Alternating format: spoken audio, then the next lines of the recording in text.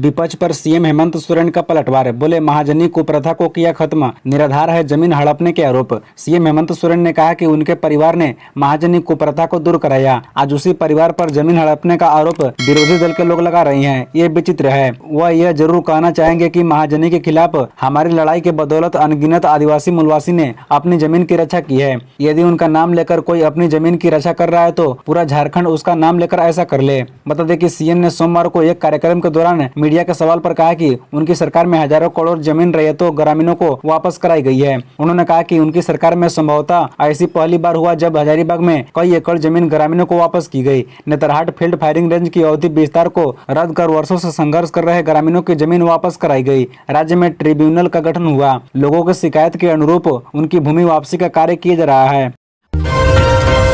अवैध खनन मामले में ईडी ने डीएसपी राजेंद्र दुबे को फिर भेजा समन। 4 सितंबर को दर्ज होगा बयान।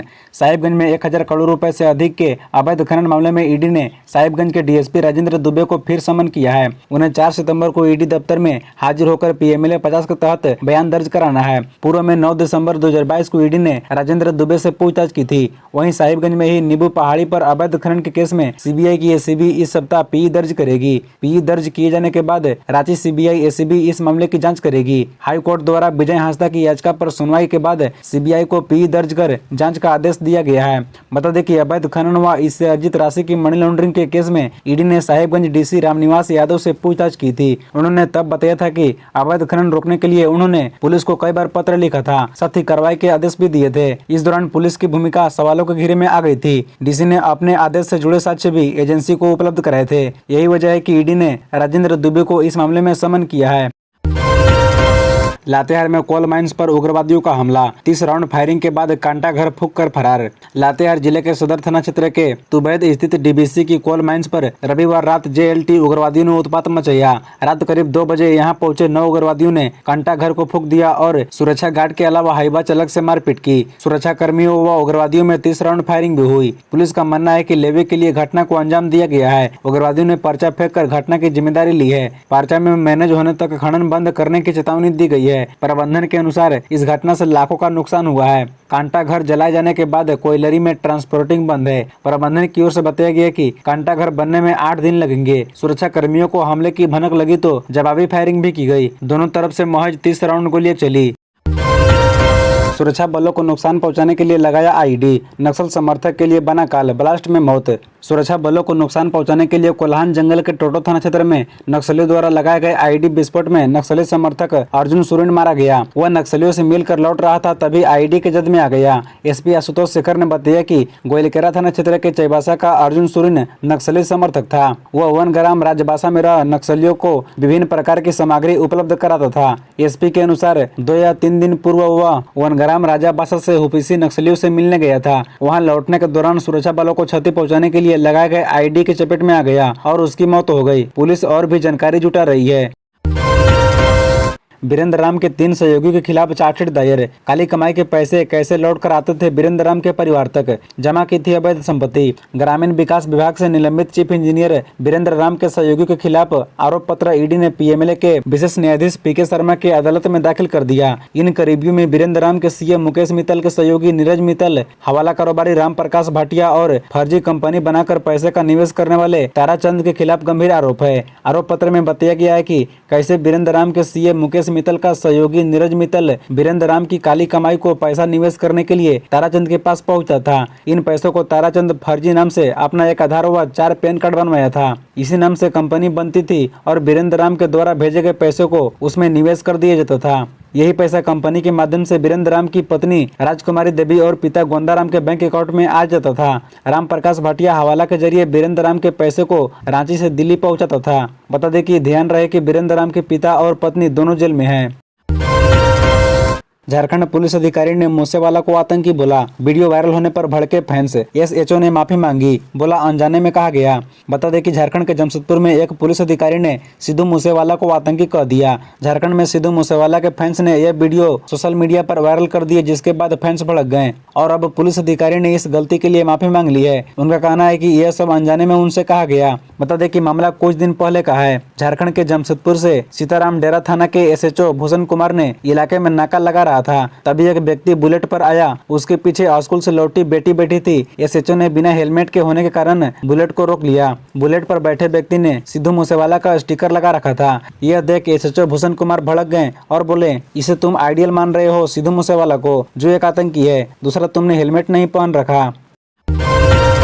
केंद्रीय पेट्रोलियम मंत्री को सांसद दीपक प्रकाश का पत्र। झारखंड में बायोगैस प्लांट लगाने की रखी मांग। कहा, 7 शहरों में प्लांट लगने से बढ़ेगा रोजगार। झारखंड भाजपा के पूर्व प्रदेश और राज्यसभा सदस्य दीपक प्रकाश ने केंद्रीय पेट्रोलियम और प्राकृतिक गैस मंत्री हरदीप सिंह पुरी को पत्र लिखा है। इस पत्र के माध्यम से उन्होंने झारखंड की राजधानी रांची सहित अन्य जमशेदपुर, धनबाद, बोकारो, हजारीबाग, दुमका, मेदिनीनगर व चाईबासा में बायो सीएनजी प्लांट लगाने का आग्रह किया है। दीपक प्रकाश ने अपने पत्र में लिखा है कि सीबीजी को विश्व स्तर पर हरित ईंधन के रूप में मान्यता प्राप्त है। आने वाले दिनों में बायो सीएनजी भारत के भविष्य का ईंधन बन सकता है, जो न केवल भारत के प्राकृतिक गैसों के आयात पर आने वाले खर्च को कम कर सकता है, बल्कि देश में कचरे से निपटने में भी मदद कर सकता है। श्री प्रकाश ने झारखंड में बढ़ती ऊर्जा आवश्यकताओं को देखते हुए झारखंड में बायो सीएनजी प्लांट की आवश्यकताओं पर जोर दिया। उन्होंने लिखा है कि बायो सीएनजी प्लांट लगने से कचरे का निपटारा और ग्रीन हाउस गैस के उत्सर्जन में कमी आएगी, साथ ही साथ रोजगार सृजन का नया आयाम स्थापित होगा। उपभोक्ता ले रहे हैं सब यूनिट फ्री बिजली का लाभ। मुफ्त में बिजली जलाने वाले सर्वाधिक उपभोक्ता और माझी टाटी सिलवे में, मेन रोड हरमू में सबसे कम। रांची में 100 यूनिट तक मुफ्त बिजली देने वाले उपभोक्ताओं की संख्या हर महीने बढ़ती जा रही है। पिछले 3 महीने अप्रैल, मई और जून में रांची के उपभोक्ताओं को 25.42 करोड़ रुपए की सब्सिडी ऊर्जा विभाग ने दी है। अप्रैल में रांची के 1,62,175 उपभोक्ताओं को 8.58 करोड़ रुपए की सब्सिडी दी गई। वहीं मई महीने में रांची में 100 यूनिट फ्री बिजली देने वाले उपभोक्ताओं की संख्या बढ़कर 1,89,248 हो गई। उन्हें मई में 8.77 करोड़ रुपए की सब्सिडी दी गई। जून में भी उपभोक्ताओं की संख्या में इजाफा हुआ। यह संख्या बढ़कर 1,90,145 हो गई। जून में इन उपभोक्ताओं को 8.07 करोड़ रुपए की सब्सिडी प्रदान की गई। राज्य में ऐसा पहली बार हुआ जब इतनी बड़ी संख्या में उपभोक्ताओं पर सरकार बिजली पर सब्सिडी दे रही है। बिजली विभाग के आंकड़े बताते हैं कि 100 यूनिट फ्री बिजली लेने वाले सबसे अधिक उपभोक्ता और माझी टाटी सिलवे और बुंडू में है। वहीं इसका लाभ उठाने वाले सबसे कम मेन रोड हरमू, अशोकनगर के लोग हैं। आजसू पार्टी अध्यक्ष सुदेश महतो ने दी स्टूडेंट एक्सप्रेस बस सेवा की सौगात। हर वर्ग के छात्र ले सकेंगे लाभ।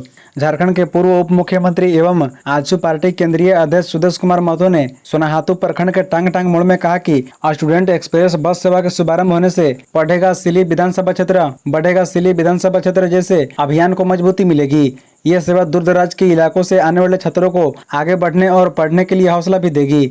शिक्षा के क्षेत्र में सिली विधानसभा पूरे राज्य में एक नजर पेश करे, इसके लिए लगातार की जा रही कोशिशों की यह एक अहम कड़ी है। रोड मैप के तहत आगे भी कई काम करने हैं। सभी छात्रों को बस में चढ़ने और उतरने के लिए अपने स्मार्ट ID कार्ड का प्रयोग करना होगा, जिससे प्रबंधन को यह जानकारी होगी कि कौन छात्र कहां से चढ़ रहे हैं और कहां उतर रहे हैं। ये सभी बसें CNG संचालित है, जिससे प्रदूषण न के बराबर होगा और पर्यावरण को नुकसान भी कम पहुँचेगा। अब कॉलेज व विश्वविद्यालय में पढ़ाई के साथ साल भर का अप्रेंटिस प्रशिक्षण भी मिलेगा। राज्य के 85 अंगीभूत कॉलेज और 11 सरकारी विश्वविद्यालय में पढ़ाई के साथ साथ अब स्टूडेंट्स को साल भर का अप्रेंटिस प्रशिक्षण भी मिलेगा। राज्य सरकार ने इसकी रूपरेखा तैयार कर ली है। प्रशिक्षण अवधि के दौरान जो गैर इंजीनियरिंग डिग्रीधारी स्टूडेंट होंगे, राज्य सरकार उन्हें 12,000 रुपए प्रति माह छात्रवृत्ति देगी। इसके लिए व्यवहारिक प्रशिक्षण बोर्ड से 4500 रुपए और राज्य सरकार की ओर से 7500 रुपए दिए जाएंगे। उच्च एवं तकनीकी शिक्षा विभाग द्वारा इसके लिए प्रस्ताव तैयार किया गया है, जिस पर विकास आयुक्त की अध्यक्षता वाली राज्य योजना प्राधिकृति समिति ने अपनी मंजूरी दे दी है। माना जा रहा है कि विभाग इसी माह प्रस्ताव को मंजूरी के लिए कैबिनेट को भेजेगा। संलेख पर कैबिनेट की मंजूरी मिलने के बाद सरकार इसे राज्य भर में लागू करेगी। मरीजों को नहीं मिल रही एक्सरे व अल्ट्रासोनोग्राफी जांच की सुविधा। कुपोषण उपचार केंद्र संचालित नहीं, दवाएं बाहर से खरीदनी पड़ रही। धनबाद में सदर अस्पताल चालू हो गया, लेकिन इसकी सेहत में सुधार नहीं हो रहा है। फंड की कमी के कारण मरीजों को अब भी कई सुविधाओं से वंचित होना पड़ रहा है। अस्पताल में चिकित्सक हैं, कर्मचारी भी हैं, लेकिन मरीजों को जरूरी सुविधाएं देने के लिए संसाधनों का अभाव है। अस्पताल में OPD संचालित है। गायनी, सर्जरी और ऑर्थो विभाग का इंडोर भी चल रहा है, लेकिन सुविधाओं के लिए मरीजों को अस्पताल से बाहर जाना पड़ रहा है। इसमें उन्हें बड़ी राशि भी खर्च करनी पड़ रही है। अस्पताल में सुविधाओं के विस्तार और फंड का इंतजाम करने के लिए 8 माह पहले रोगी कल्याण समिति का गठन किया गया था, लेकिन 8 माह गुजर जाने के बाद भी समिति का निबंधन नहीं हो सका है। इस वजह से फंड नहीं मिल रहा और स्वास्थ्य सुविधाओं का विस्तार भी नहीं हो रहा। डीसी को पद से हटाने के मामले में हाईकोर्ट का चुनाव आयोग को नोटिस। डीसी मंजूनाथ भजंत्री को मधुपुर विधानसभा उपचुनाव के दौरान देवघर के जिला दंडाधिकारी सह आयुक्त के पद से हटाए जाने की सुनवाई करते हुए झारखंड उच्च न्यायालय ने चुनाव आयोग को नोटिस जारी कर जवाब देने को आदेश दिया है। 3 सप्ताह के अंदर भारत निर्वाचन आयोग को शपथ पत्र दायर कर अपना पक्ष हाईकोर्ट में रखना होगा। इस मामले की अगली सुनवाई 20 सितंबर को होगी। बता दें कि देवघर जिला अंतर्गत आने वाले मधुपुर विधानसभा में दिसंबर 2021 में चुनाव था। भाजपा के स्थानीय सांसद निशिकांत दुबे व भाजपाइयों की शिकायत के बाद भारत निर्वाचन आयोग ने 6 सितंबर 2021 को मंजूनाथ भजंत्री को देवघर डीसी के पद से हटाने का आदेश झारखंड हाईकोर्ट के मुख्य सचिव को दिया था।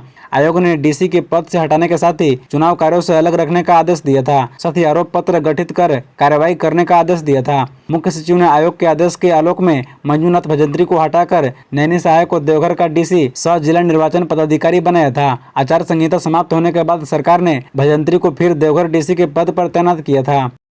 इसी तरह रोजाना खबरों से अपडेट रहने के लिए इस चैनल को सब्सक्राइब कर बेल आइकन को भी प्रेस कर दीजिए। धन्यवाद।